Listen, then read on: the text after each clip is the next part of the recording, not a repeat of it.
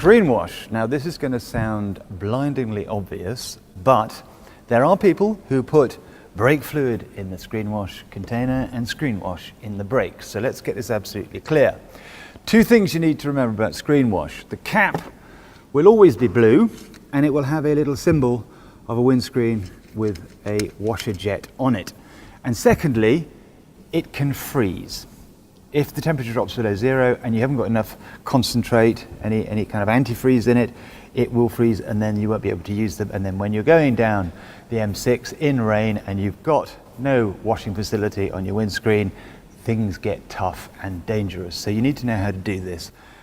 On this Range Rover, they've got this very clever little filter which stops rubbish getting into the jets and blocking them up.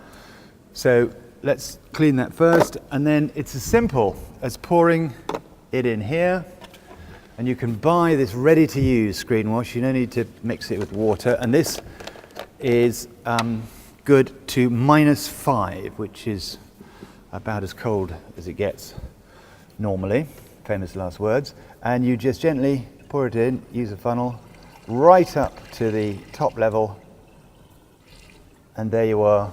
You are winter-proofed, and you've got that facility to clean your screen. It really, really is important to have this stuff in your washer bottle, because if you've got an opaque windscreen and the wipers are just making it worse and worse and worse, it is very, very dangerous. So it's not expensive, 2 or 3 quid for a big one of these from the supermarkets.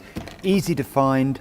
Remember the blue cap, and do not put anything else in here, and do not put screen wash anywhere else but the blue place. Clear?